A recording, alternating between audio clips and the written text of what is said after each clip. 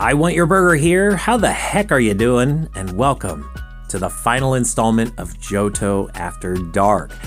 For those of you who have been following along so far, you already know the name of the game. I've only been catching Pokemon that appear exclusively during the nighttime hours here in Johto, Pokemon Silver. But I still got a few major items to check off my to-do list. It was no easy feat, but my Nocturnal team and I defeated the Elite Four and the Dragon Master Lance, finally earning our rightful spot in the Johto League Hall of Fame. But now that means we can access the Kanto region. And if you've been following along, you already know that evolutionary stones and some forms of Pokemon are exclusive to the Kanto region. The magic of the day and night cycles introduced in Generation 2 extends far beyond the borders of Johto and well into Kanto.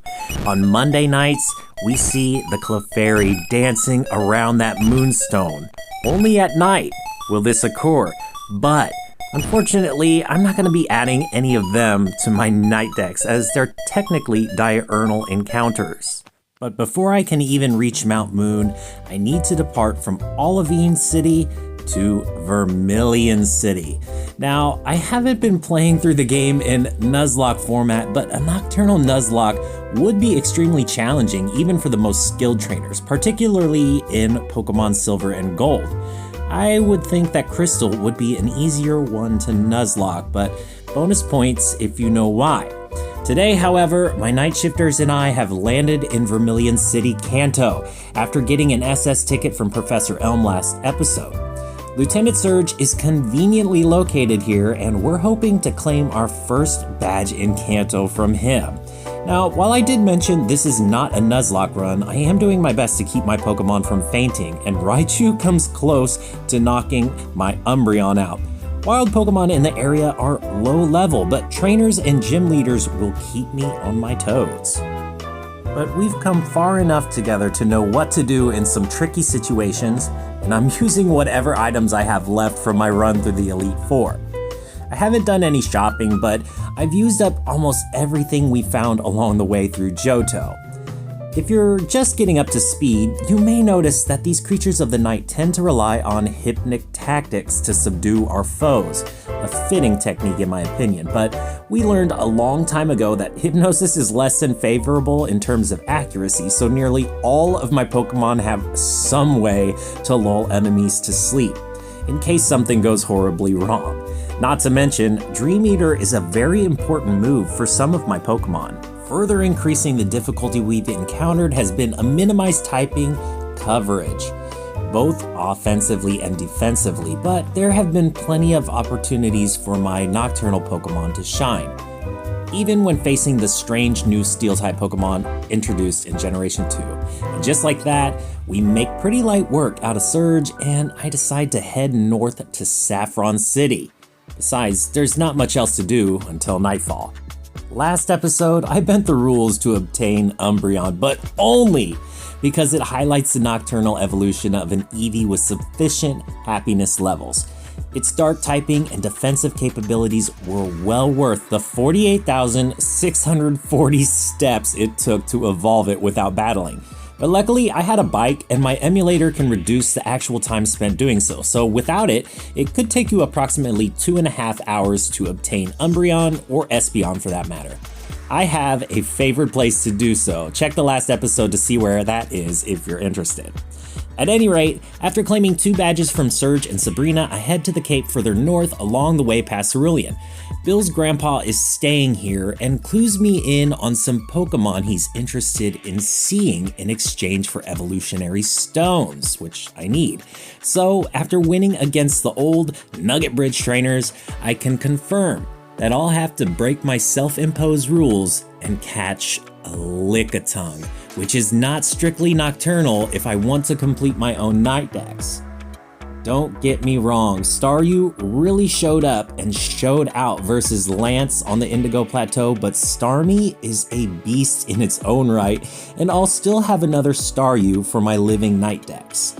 Although, sorry to the Gengar fans out there because I just can't obtain it without a cheat code, but I'm already cheesing by catching Lickitung. However, it is the first Pokemon Bill's grandpa wants to see, and I'll only be able to show him an Oddish and Staryu after he sees Lickitung. I've really been looking forward to catching Houndour.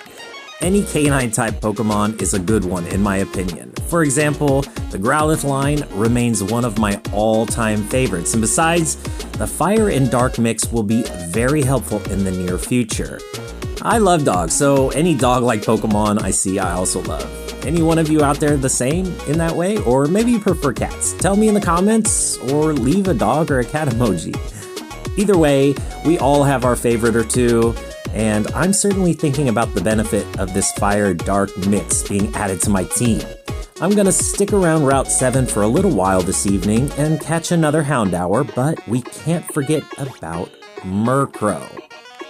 That won't be the case for long because, fortunately for me, both nighttime exclusives can be found right here on Route 7. And Murkrow is going to help me tighten up my team as we press forward through Kanto and the post-game challenges ahead. Once I catch that Murkrow, I can head back to collect some evolutionary stones from Bill's grandpa, after my detour catching this Lickitung. And not only is this necessary, this exchange with Bill's grandpa, but it's more so exciting because these next evolutions have been a long time coming, seeing as we've trained Aho, our first Oddish, since coming out of Ilex Forest, and Gem, our Staryu caught at night in Olivine City. But Aho isn't going to evolve tonight, no. Lunaflora will evolve into Vileplume. Fun fact, did you know that Vileplume is based off of the Corpse Flower? That's why mine never keep the move Sweet Scent. But that said, there are no more nocturnal Pokemon left to hunt here in Kanto, so it's time to turn our focus to training and collecting the remaining badges before ascending Mount Silver. And tonight is trending to be a productive one for my night shifters and I. Battling some trainers yields enough experience to evolve Coles, another night-dwelling Houndour I've caught, into its secondary stage, Houndoom. And I'm gonna do all this before I even consider facing off with Janine in Fuchsia City. Her Pokemon will give me an opportunity to share some much-needed experience with my freshly caught night shifters, Houndoom and Murkrow.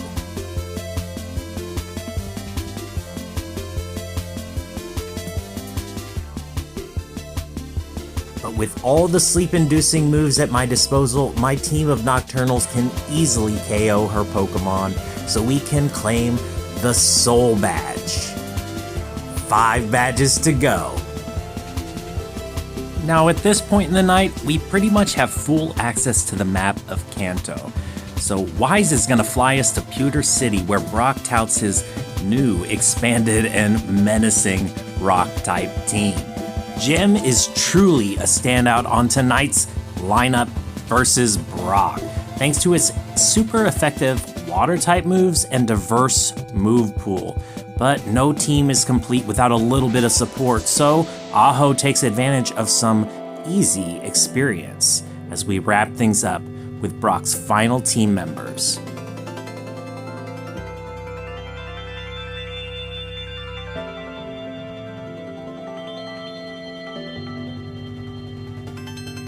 And just like that, the Boulder Badge is ours, thanks to some powerful displays from Gem and Aho. Shortly thereafter, Gem serves us to Blaine's hideout on the Sea Foam Islands. And after sufficient experience gains, Coles is ready to go toe-to-toe with Erica's grass types, with a little help from our other night shifters. Either way, Coles is coming with me to Mount Silver, so any opportunity to grab experience beforehand is helpful, as the fights ahead will be tough. It's kind of crazy to me just how far we've made it in Pokemon Silver without a Fire-type night exclusive. But that is sort of the beauty of these Pokemon games. You get to play however you like. Now, I do want to note that once I've assembled my final team, I'll spend a lot of time off-camera training before facing off with Red. But first, I'll need to collect the Cascade Badge and the Earth Badge before Professor Oak arranges access to Mount Silver.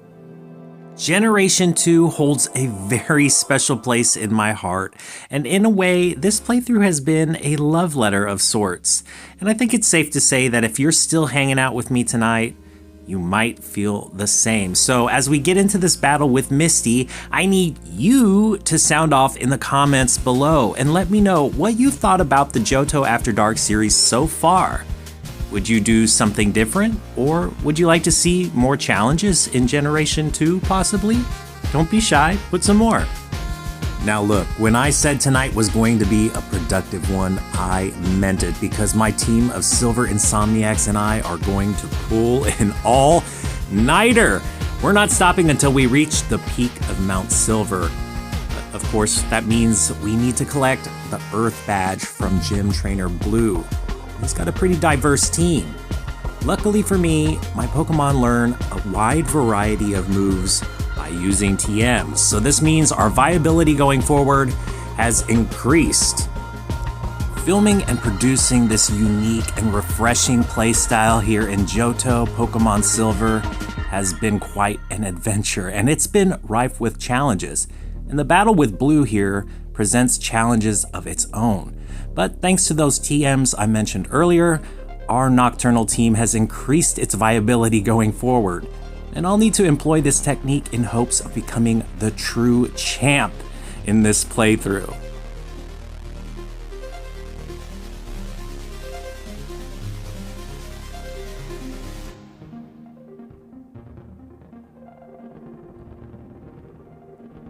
Let this be proof that you shouldn't sleep on these Nocturnal Pokemon as we claim the 8th Kanto badge and head to Mount Silver Cave, where we can catch the final nighttime exclusives in Pokemon Silver.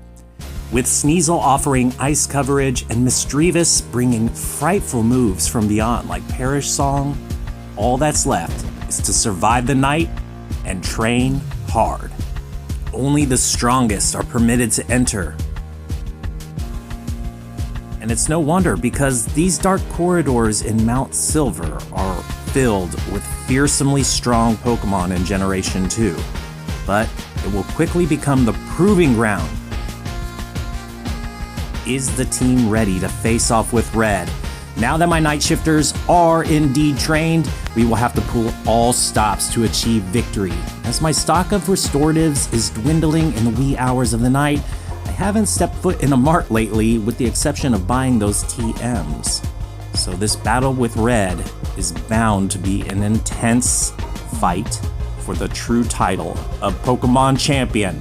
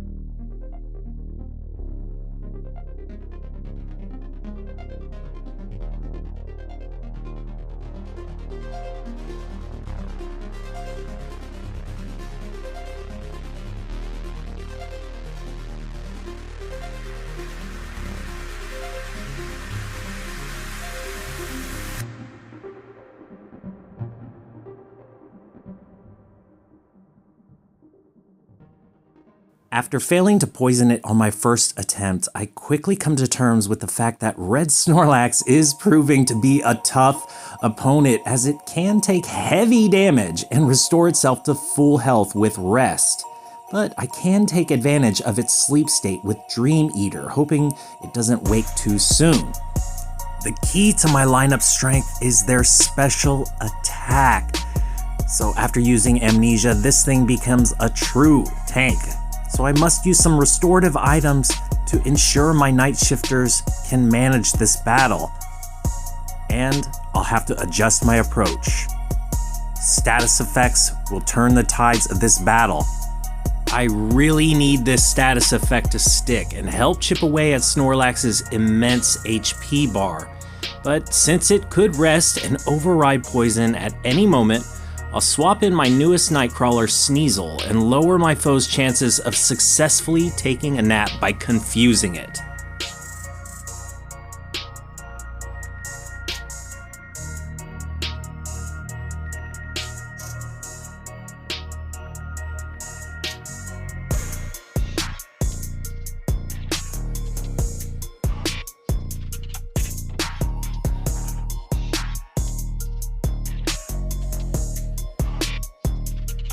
And it finally goes down, but not before knocking out Coles and Twyla. A lot of heavy damage here.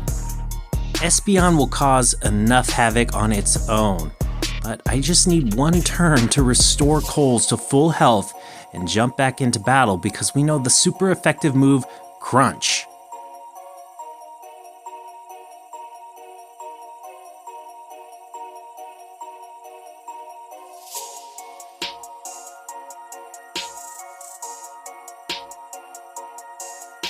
And it's a crit! Wonderful! That means Starmie can jump back into battle and handle this Charizard with its signature move, Surf.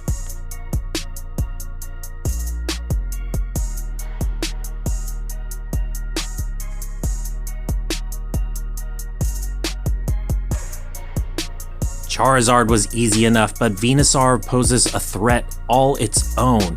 Can we befuddle this with the super effective move Psychic we equipped earlier on?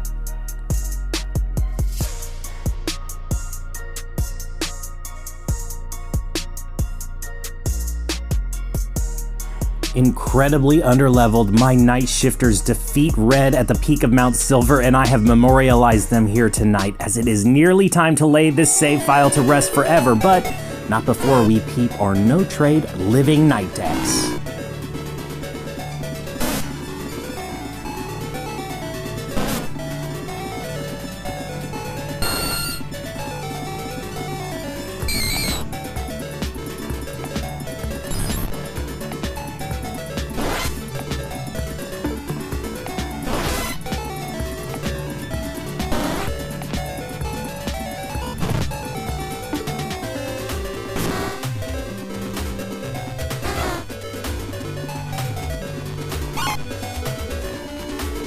And there you have it, folks. Thanks for joining me on this adventure, finally concluding Johto After Dark.